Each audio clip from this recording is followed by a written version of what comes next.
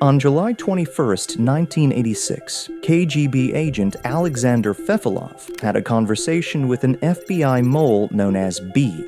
Throughout his career, this mole would expose more U.S. secrets to the Russians than any spy in the history of the FBI and evade detection for over 2 decades, causing the deaths of several of the Bureau's operatives working secretly within the KGB.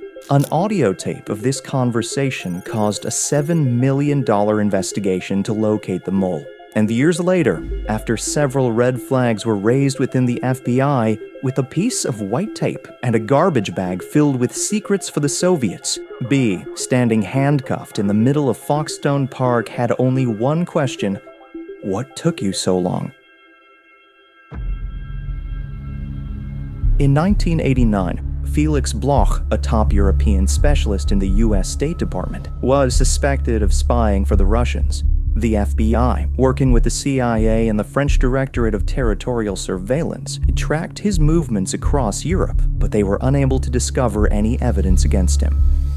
Then, without notice, the KGB cut contact with Bloch, and the investigation fell apart. The FBI began to question how the KGB might have learned of their investigation and known to drop Bloch. They suspected a mole in their ranks. However, with more than one intelligence organization involved and countless agents on their roster, the list of suspects was endless. Bloch would never be charged with a crime. The same cannot be said of the other spies connected to him.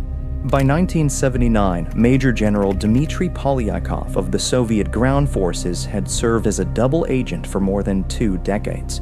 Codenamed Top Hat, he'd risen to the rank of general within the Soviet Army during the Cold War, and the information he smuggled out was invaluable to the CIA and FBI. Polyakov's level of access and the enormous amount of information passed to the U.S. intelligence services made him an asset unlike any other. Then, without warning, he disappeared from the radar. In 1986, the KGB arrested him, and Dmitry Polyakov was sentenced to death for treason and subsequently executed.